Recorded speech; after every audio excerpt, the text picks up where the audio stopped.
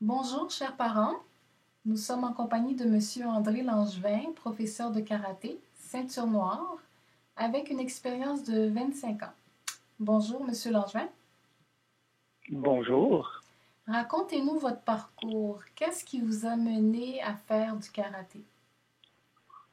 C'est sûr. Mon garçon avait été diagnostiqué avec l'autisme à l'âge de 4 ans.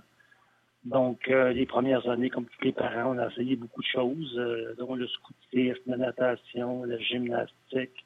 Mon épouse était fort impliquée à ses débuts Mhm. dans cette période-là aussi. Oui, Donc, on a essayé un paquet de choses. oui.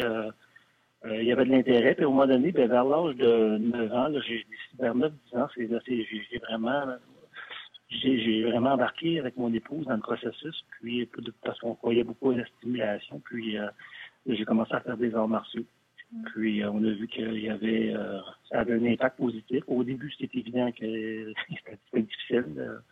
Il y avait il y avait des difficultés sociales, entre autres avec d'autres personnes, puis tout ça. Donc, il y avait des mouvements aussi qui étaient difficiles pour lui. Mais avec le temps, avec la persévérance, ça m'a convaincu que c'était profitable. Donc, éventuellement, après, je dirais 3 années que j'ai pratiqué les arts martiaux dans une école, dans une autre école de taekwondo à l'époque. Là, j'ai décidé de partir ma propre école de karaté. Puis, depuis ce temps-là, mon fils, il a gradué avec moi. Il a monté, puis il est rendu, ça va vers sa ceinture noire, les ceintures brunes. Il est à peu près à une année de passer sa ceinture noire. Super, c'est Puis les progrès ont été constants. Les c'est gens pensent que bien souvent, les gens s'attendent à avoir des résultats rapides, mais c'est sûr que c'est sur le long terme qu'on voit les résultats. On n'a exact. pas de résultats, là, il n'y a pas de solution miracle. C'est avec la persévérance, Effectivement. puis Mais c'est oui, quand même des bonnes nouvelles, là. Ça porte oui, des fruits. oui. Donc, Oui, puis c'est sûr qu'il n'y a pas juste ça, c'est évident, il y a d'autres choses aussi, mais définitivement que le karaté a eu un impact très positif. Ah oui, oui, c'est sûr que ça peut s'inscrire Mhm. dans une approche globale. Donc, c'est ce qui vous a Oui, mené à fonder Autisme Karaté, c'est ça? effectivement, j'ai fondé après ça ce karaté. J'ai commencé dans une coopérative espace-temps à l'île Perrault. Je l'ai fait pendant 1 an de façon bénévole. Je dirais d'ailleurs les 3 premières années, je l'ai fait, là, les 2, 3 premières années, parce que le temps qu'on monte une clientèle, puis tout ça, c'est pratiquement du bénévolat. Ah oui. Puis, oui, parce qu'au début, écoutez, vous avez 2, 3 élèves, 4 élèves, 4 étudiants, avant que les gens commencent à vous faire confiance. Oui. Puis, aujourd'hui, j'en ai au-delà d'une quarantaine. Wow. Donc, mais au début, c'est vraiment du bénévolat. C'est pas vraiment que t'aimes ça, faut vraiment que tu sois passionné pour, je dirais, persévérer. Il faut vraiment que tu y crois, parce que sinon, ma comptable, d'ailleurs, me disait, cette année, es-tu sûr que tu veux continuer? Donc, moi, je suis passionné, là. Ça le fait vraiment parce que j'aime ça. Super. Et puis, J'y crois. comment est-ce que vous voyez l'autisme? L'autisme, en fin de compte, c'est une façon de percevoir les choses de façon différente par rapport aux autres gens. Donc, les autistes perçoivent la réalité de façon différente. Oui. Je pense qu'on demeure toujours autiste quand même toute sa vie, mais il y a définitivement une façon d'améliorer puis de se rapprocher de ces gens-là pour que ces gens-là se rapprochent en fin de compte de la réalité globale des Mhm. autres gens. Oui. Donc ça, j'y crois énormément. Euh, Ils n'ont pas besoin de demeurer dans le bulle toute leur vie. Ils C'est peuvent ça. aller définitivement avec toutes sortes de stimulation, d'exercices, d'activités de toutes sortes, développer leur aptitude, puis s'améliorer surtout dans leur habileté psychosociale. Mais pas juste ça, dans leurs habiletés physiques également. Mhm. Ce à quoi les arts martiaux contribuent largement. Ah oui. Parce que les arts martiaux, on pratique beaucoup d'exercices, différents exercices physiques, dont l'équilibre, la concentration, la force, la puissance, la confiance en soi. Il y a tellement d'aspects des arts martiaux qui rentrent en ligne de compte, qui contribuent à aider les personnes autistes. Ouais. Puis, justement, c'était ma prochaine question. À quoi est-ce que vous direz que le karaté peut venir en aide aux personnes autistes? Oui, la première chose, c'est évident, c'est l'usabilité sociale, la confiance. Les autistes n'aiment pas se faire toucher, donc dans les arts martiaux, on commence bien tranquillement, puis éventuellement, il y a ils font des exercices avec d'autres personnes, donc ils sont obligés de socialiser puis de travailler avec d'autres personnes tranquillement. Moi, je vois beaucoup avec les parents. Je crois beaucoup à la relation enfant-parent pour Oui, l'avoir expérimenté moi-même. oui. Pour moi, c'est déterminant. C'est vraiment l'aspect le plus... puis ce qui arrive avec les enfants, tu sais, c'est que souvent les parents, puis nous, ça a été mon cas à moi, à un moment donné, j'étais exténué, j'avais pas l'énergie, puis ça, je comprends, les gens n'ont pas nécessairement l'énergie pour embarquer dans toutes sortes de choses puis d'activités avec leur enfant, mais c'est tellement important. Mhm. Le- le- on est tellement un modèle pour nos enfants, surtout les modèles, surtout les enfants autistes. Des enfants extrêmement sensibles, selon moi. Puis pourquoi le karaté peut venir leur venir en aide, justement, à cause de toutes les activités qu'on fait, aussi physiques, dont les exercices d'équilibre, les exercices de concentration. On fait beaucoup de kata, donc c'est des combats imaginaires. Puis ça prend beaucoup, beaucoup de concentration pour faire des kata. Ensuite de ça, de tous les exercices cardiovasculaires, on fait beaucoup d'exercices de souplesse. Les autistes ont souvent des problèmes de motricité. Oui. Les autistes ont souvent des problèmes d'équilibre. Les autistes ont souvent des problèmes de confiance en soi, évidemment. Ils sont dans leur bulle, ils ne socialisent pas avec les autres. C'est tous des aspects que les arts martiaux aident à faciliter beaucoup, beaucoup, beaucoup. On travaille tout ça dans les arts martiaux. Sur votre site, on voit que vous avez voyagé aux États-Unis pour rencontrer des scientifiques qui sont ou qui étaient à la recherche de moyens d'atténuer les symptômes autistiques et qu'ils ont été étonnés des résultats que vous avez obtenus avec votre fils en pratiquant le karaté. Oui, d'ailleurs, moi j'avais entendu parler c'est une étude à laquelle on a participé. Ils recherchaient des enfants autistes qui avaient connu une grande amélioration. Pour être accepté dans cette recherche-là, il fallait avoir toute la documentation médicale pour le démontrer. On ne voulait pas avoir d'enfants Asperger, on voulait vraiment des enfants dits autistes qui avaient eu un diagnostic officiel par une équipe multidisciplinaire, ce qui était notre cas à nous. On avait une évaluation d'une équipe multidisciplinaire à l'hôpital Sainte-Justine. Donc, on avait toute la documentation, mais malgré tout ça, ça m'a pris quand même un an avant de me faire accepter dans cette recherche-là. C'était de nous faire accepter. C'était quand même beaucoup, beaucoup de travail. Il était très sélectif. Okay. Puis, finalement, on a été au bout d'un an acceptés. Puis, je pense que en gros, il y a eu entre 25 et 50 familles d'invités à cette recherche des enfants. Il y avait, je pense, 25 ou 30 enfants autistes, 25 ou 30 enfants atypiques, puis 25 ou 30 enfants grandement améliorés de l'autisme. Puis là, ils faisaient un genre de comparaison entre les trois types. Puis, malheureusement, cette étude n'a pas été encore publiée. Puis, je ne sais pas si ça va l'être un jour, parce que je pense qu'ils ont manqué peut-être de personnes à un moment donné pour... je pense que ça prend un certain nombre pour qu'une étude soit validée. Puis je pense qu'ils n'ont pas été capables de rejoindre le nombre nécessaire pour les enfants qui s'étaient grandement améliorés. J'ai jamais eu la réponse officielle.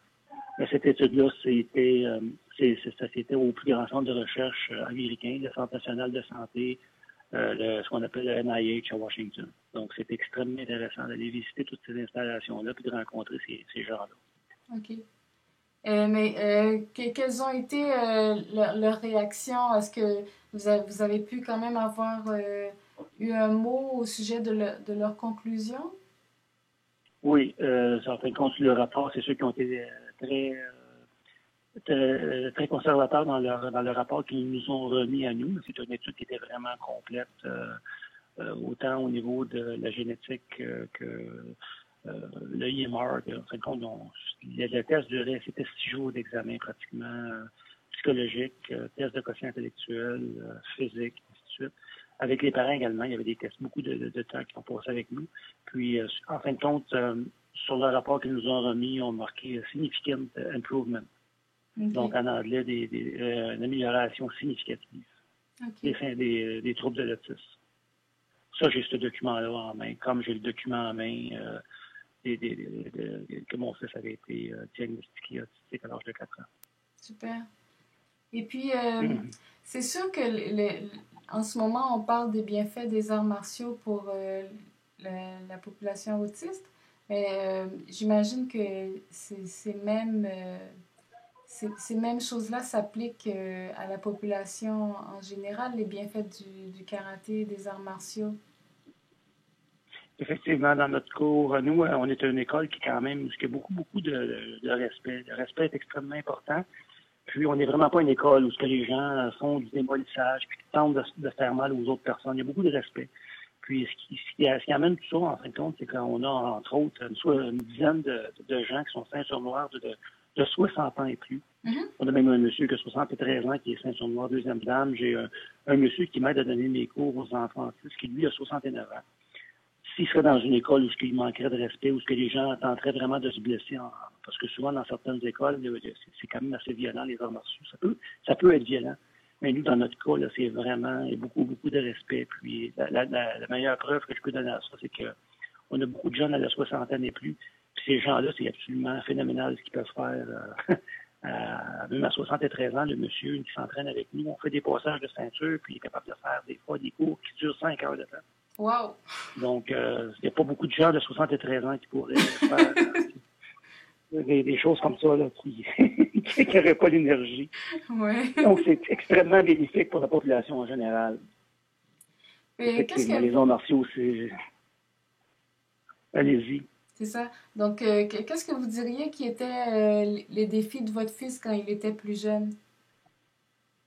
Il y en avait beaucoup. Il y avait des défis au niveau de la socialisation. Il y avait des défis. Lui, il était dans l'immersion, dans une école régulière. Pas au début. Au début, il avait été dans une classe adaptée, mais éventuellement, nous, on a mis beaucoup de pression pour qu'il aille dans une classe d'immersion avec des enfants atypiques. C'est extrêmement difficile parce qu'il a vécu beaucoup d'intimidation. Je dirais jusqu'à l'âge de... Il y a même des enfants qui le suivaient jusqu'à la maison pour le battre, pour rire de lui, pour l'intimider. Wow. En classe, on a vécu ça, je dirais, jusqu'en sixième année. Wow. Parce qu'il a vécu oui, après ça, éventuellement, il a pris le dessus. Il a tellement évolué, surtout au niveau des études académiques. À un moment donné, les gens ont complètement arrêté là, de le taquiner. Au contraire, il est devenu comme une ressource. Une référence. Pour les autres. Pour une référence pour les autres étudiants, il a terminé son secondaire 5 avec 6 awards puis 2 trophées, entre autres, au niveau académique. Donc, là, les gens pouvaient plus rire de lui par rapport à ses capacités. Ouais. Mais ça n'a pas été le cas pendant les premières années. Les premières années ont été effectivement plus dur. Oui. Il faisait des gros, parce que c'était très... Allez-y. Qu'est-ce que vous diriez qui sont ces défis en ce moment? C'est toujours le fameux défi, en fin de compte, que les gens, je pense, qui demeurent autistes quand même toute leur vie. Donc, la sociabilité, les relations, ces choses-là. Il y a une façon, mon fils, entre autres, a travaillé énormément sur le côté abstrait des choses. Les autistes voient la vie de façon très, très concrète. Les choses abstraites n'ont pas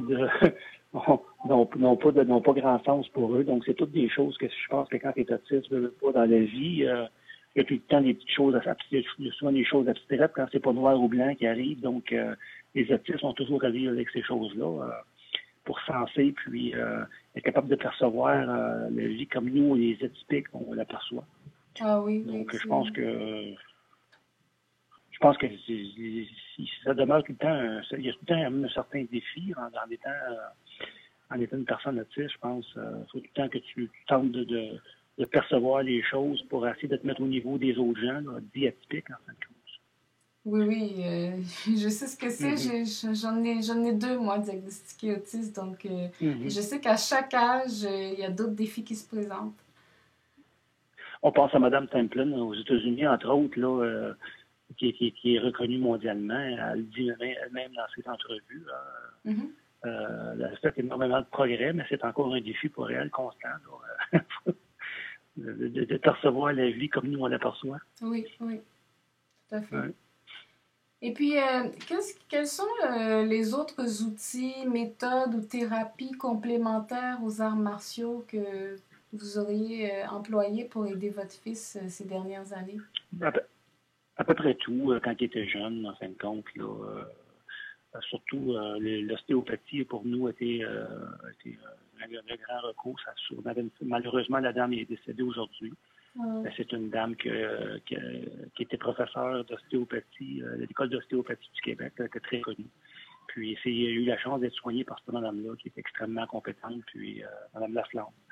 Puis, c'est vraiment eu des grosses améliorations avec elle, entre autres. Ensuite, écoutez, il y a eu des thérapistes, des thérapies en langage, en ergothérapie, en fin de compte, en toutes sortes de... Tout ce qu'on pouvait essayer, nous autres, on l'essayait. Oui. Donc, c'est vraiment...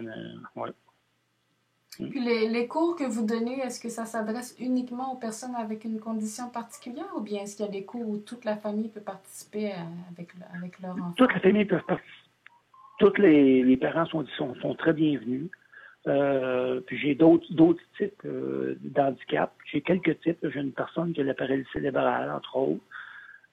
J'ai vraiment de tous les niveaux aussi d'autisme, que ce soit de léger à lourd. Des fois, les gens peuvent penser que les cours ne peuvent pas s'adapter à certains types d'autisme. J'ai vraiment jamais refusé personne. Puis j'ai des autistes ce qu'on pourrait qualifier là, de cas quand même assez lourd, non verbal, puis qui ont de la misère à se déplacer. Puis j'en ai qui, c'est évident, c'est des Asperger qui sont légers. J'en ai même qui ont plusieurs problématiques, dont il y en a un qui est même aveugle et autiste. C'est vraiment, là, comme je vous dis, une grosse panoplie d'étudiants. Quand tu commences à avoir un grand nombre d'étudiants, tu as vraiment tous les niveaux. J'ai une personne aussi qui souffre de déficience intellectuelle, que j'ai pris à un moment donné. C'est sûr que ça, c'est vraiment différent. C'est pas la même approche du tout. Je vois vraiment la différence quand je lui enseigne puis j'enseigne aux autistes. Parce que les autistes retiennent beaucoup, analysent tout. Les autistes, tu vas leur enseigner quelque chose, puis même si ça paraît pas, au bout de 3-4 cours, mais tout est enregistré. Puis, à un moment donné, au bout de 2-3 mois, ils peuvent commencer à faire des choses. Wow! Les parents sont tous...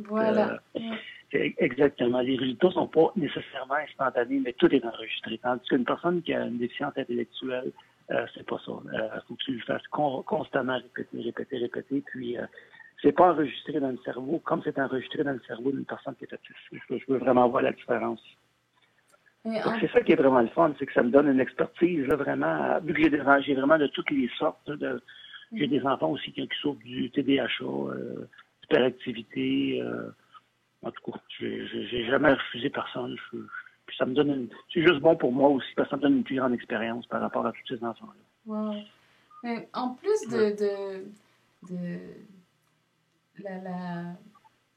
la sensibilité, l'amour pour votre fils qui vous a poussé à faire ça à l'époque jusqu'à présent, qu'est-ce qui vous motive à continuer dans cette voie? Parce que c'est quand même tout un défi de travailler avec des gens qui ont une condition particulière. Qu'est-ce qui vous pousse qui vous motive continuellement à rester dans cette voie-là? Parce que j'ai été extrêmement touché par tout ça. J'étais extrêmement affecté par... moi, j'ai toujours pensé que mon garçon pourrait être à nos dépens toute sa vie. Puis, j'ai vraiment vu qu'on pouvait progresser énormément. Ces enfants-là pouvaient progresser énormément. Puis, éventuellement, avoir une vie pratiquement normale en améliorant leur perception, puis en améliorant leur capacité sociale avec les autres gens, avec les autres personnes. Moi, personnellement, ça me force pas du tout. C'est vraiment une passion. Puis c'est comme redonner au suivant. En fin de compte, pour moi aussi, là. Pour ceux qui veulent bien écouter, pour ceux qui veulent bien... c'est évident que c'est pas tout le monde qui est ouvert à tout ça. Il y a des gens, des fois, qui viennent essayer juste un cours ou deux. On ne peut pas voir en un cours ou deux de changement. C'est pas comme ça que ça fonctionne. On parle de beaucoup plus d'efforts que ça pour avoir un changement dans la vie d'un autiste. Ça prend de la constance et c'est un travail de longue haleine. C'est un travail de très longue haleine, puis il faut rester, je dirais que moi, au courant des 10 dernières années, aussi pour répondre à votre question plus précisément, au courant des 10 dernières années, je pense que j'ai changé autant, sinon plus que mon garçon, par rapport à ma perception personnelle, par rapport à toutes sortes de choses, puis ma vie s'en est vue grandement améliorée. J'ai eu des choses présentement qui sont merveilleuses, puis que j'aurais pas pensé pouvoir vivre il y a une dizaine d'années.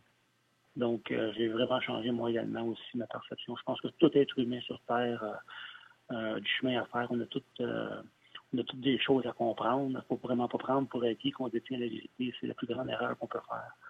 Il y a toujours moyen de s'améliorer. Oui. Et qu'est-ce que vous diriez que vos rapports avec vos élèves vous apportent?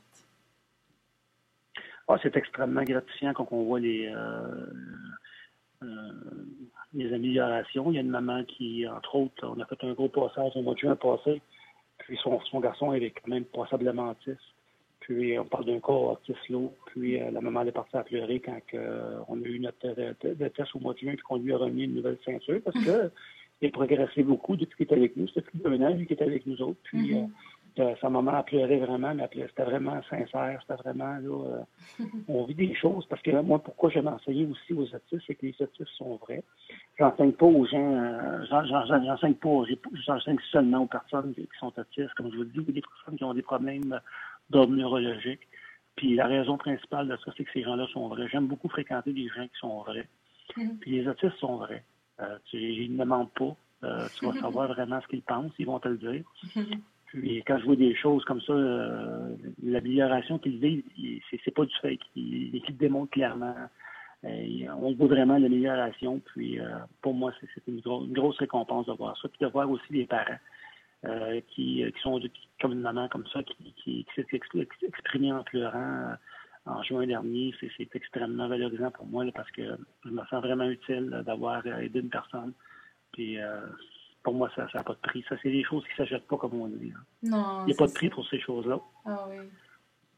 Puis que votre fils, maintenant, il a quel âge? 20 ans. Il a 20 ans. Puis quand vous regardez le chemin parcouru, là,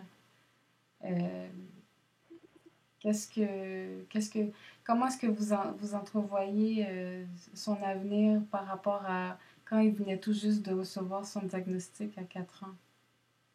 Ben, c'est évident que je ne croyais pas du tout. On m'aurait dit ce qui s'est passé, je ne l'aurais pas cru. C'est peut-être pour ça que je crois. Je ne juge absolument pas les gens qui ne croient pas en ce que je fais. Puis, parce que moi le premier, quand mon fils avait 4-5 ans, je ne l'aurais pas cru. J'ai été, comme on dit, en réaction. Donc, j'ai été en réaction pendant au moins 5 années. Ben, c'est pour ça que mon épouse était beaucoup plus active que moi dans les débuts, parce que mon épouse était moins en réaction. Puis moi, il y avait le déni, le déni aussi, donc je ne le voyais pas vraiment, je ne voulais pas l'accepter, tout ça. Imaginez-vous. Puis là, aujourd'hui, où ce qui est rendu, il étudie en sciences dans une des plus grandes universités en Amérique. Wow. Écoutez, je peux pas... C'est merveilleux, non? J'aurais jamais pensé ça. Oui, c'est vraiment merveilleux. 3 conseils que vous auriez pour les parents qui nous écoutent, là. Les parents qui ont... Parce que les parents qui nous visitent, ce sont des parents d'enfants qui ont reçu un diagnostic ou bien qui sont en attente d'un diagnostic. Écoutez, je pense qu'il faut passer par les étapes. Hein. Il faut l'accepter. La première chose à faire, c'est de l'accepter. Pour certains, c'est plus rapide que pour d'autres. Pour moi, entre autres, c'était plus long. Il fait que donc, du moment que tu passes à l'acceptation, à ce moment-là, tu peux vraiment commencer à travailler avec l'enfant, puis vraiment faire les moves pour les démarches, pour l'aider à s'améliorer, parce qu'effectivement, tous les cas peuvent s'améliorer, c'est pas vrai, tous les cas peuvent s'améliorer. Il n'y en a pas un qui est pareil. Il y a beaucoup de niveaux, j'en suis parfaitement conscient, mais ils peuvent tous vivre de l'amélioration. Donc, du moment que tu as accepté, après ça, tu fais des démarches pour l'amélioration. C'est extrêmement important. Puis effectivement, il faut que tu donnes beaucoup d'attention, même que si tu es fatigué, puis même si ça te frustre beaucoup. On revient à ce que vous disiez tout à l'heure pour utiliser vos mots. L'amour est super important.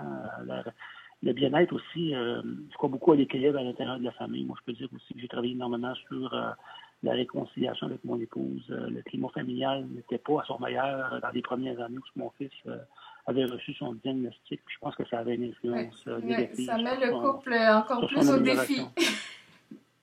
Ah oui, définitivement. C'est hyper important, ça, ces choses-là. L'environnement d'une personne, qu'on prenne n'importe quelle personne, puis qu'on les mette dans des environnements difficiles, ça a un impact.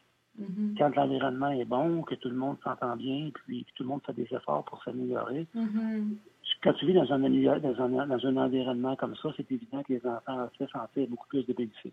Oui. Donc, c'est une des premières choses que j'ai faites, c'est de me réconcilier avec mon épouse, de travailler très, très fort là-dessus. Puis, je dirais même avant de commencer à faire des démarches avec mon fils. C'est plus important pour moi. Par la suite, quand on a vraiment travaillé les deux ensemble, on a vu vraiment des résultats encore plus. Je pense que vous l'avez vécu avec votre mari aussi. Quand les deux s'y mettent, c'est puissant. Ça se prend mieux à deux. Oui, Oui, parce que c'est une grosse corvée, c'est une grosse démarche, c'est beaucoup de travail, c'est épuisant. Écoutez, j'en suis parfaitement conscient. Moi, je comprends les personnes aussi. C'est ça qui fait que j'adore ce que je fais, parce que je comprends les étudiants, je comprends les parents. Oui. Puis, dites-moi, en plus de l'expo Toute habileté qui se tient au stade du Nipri, où on peut assister à un de vos ateliers et observer le travail que vous faites, est-ce qu'il y a d'autres Oui, le événements? Centre Gaulle. Pardon? Vous dites que c'est quelqu'un qui voudrait assister à un de mes cours? Ben, est-ce qu'il y a d'autres événements où on peut retrouver Autisme Karaté? Ben, écoutez, moi, personnellement, je participe là, à Unipri. Je participe en général. Je vais participer tout le temps à des choses de ce que c'est à but non lucratif. OK. J'ai des prix qui sont extrêmement bas, je pense, pour ce que j'offre comme cours, puis avec tous les gens qui m'entourent dans toute cette démarche-là. Donc, du moment qu'il y a un coût, moi, je m'éloigne de ces... mettons que je vais surtout participer à des événements qui sont à but non lucratif. OK. Pour l'instant, j'ai pas d'autre chose. Oui, c'est vrai, j'ai une école qui m'a invité, là, une école de personnes handicapées à la fin novembre, où je vais aller faire je vais aller tenir un petit kiosque. Mais encore là, c'est du non lucratif. Comment ça Moi, s'appelle? c'est vraiment important. Écoutez, c'est une école à Montréal, là. Faut que je trouve le nom, je l'oublie. Mais je t'ai invité à la fin du mois de novembre. Là, c'est comme une rencontre avec les parents. Puis les autres, c'est toutes des personnes qui ont des problèmes, entre autres, d'handicap ou problèmes neurologiques ou autisme. C'est sûr, il y a toutes sortes de catégories de problèmes, de problématiques dans cette école-là. Je suis sûr d'une école, mais c'est sur Christophe Colomb. Puis, je sais que je t'ai invité à la fin de novembre, puis je regarde, là, puis là, je vais y aller, mais ça, c'est à but non lucratif, encore une fois. Là. OK. Puis, c'est pour non lucratif en général. C'est sûr que faut que je tienne compte aussi que je donne 2 cours le samedi, 2 cours le dimanche. Fait que je vais passer du temps en famille, c'est super important. Ah oui, Mais si je suis effectivement. capable de le faire, je peux le faire. Oui. Oui, je comprends ça. Ouais. Puis, ben, j'imagine que ça va être annoncé sur votre site Internet, de toute façon. Oui. Oui, oui, vous me le faites penser, là, d'ailleurs, je demandais à mon ami de le rajouter. Est-ce que vous avez des Oui. portes ouvertes à votre école pendant l'année? Oui, ben les gens peuvent m'appeler. Ceux qui sont intéressés à venir voir au Centre Gaulle à Montréal, entre autres.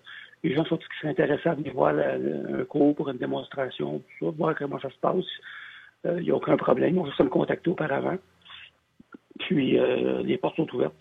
Je dirais que les portes sont ouvertes en tout temps pour l'instant. Puis, à quelle adresse courriel est-ce qu'on peut vous rejoindre? Chivayara 45, en commercial hotmail.com. Puis Chivayara, c'est Shivayara 45. Puis, après ça, en commercial hotmail.com. Puis autistkaraté.com aussi. Sur mon site, il y a un lien pour envoyer des courriels. Fantastique. Super. Mm-hmm. Ben, merci beaucoup d'avoir partagé avec nous votre expérience et puis de faire connaître aux familles le karaté. Ben, non seulement comme ressource pour aider les personnes autistes, mais aussi comme moyen d'aspirer à un meilleur mode de vie pour toute la famille. Oui, puis d'ailleurs, c'est une chose que la famille, c'est super important. J'ai d'ailleurs des familles complètes qui participent à mes cours. J'ai vraiment des prix, encore une fois, adaptés pour la famille au complet. Là. Donc, j'ai au moins 3-4 familles à Montréal qui viennent, là, les 2 enfants, le père et la mère. J'ai 4 familles au moins à Montréal. C'est la famille au complet. C'est super. Donc, oui, c'est vraiment super, effectivement. C'est inspirant. Puis nous aussi, d'ailleurs, c'est la famille, mon épouse, mon fils, j'ai mes filles aussi qui participent, qui viennent m'aider. Donc, nous autres aussi, c'est la famille. Ben, bravo. Merci beaucoup, M. Langevin. C'est bien apprécié. Ben, merci, Marjorie, de m'avoir contacté pour m'offrir cette possibilité-là. Ça me fait un grand plaisir. Ben, merci.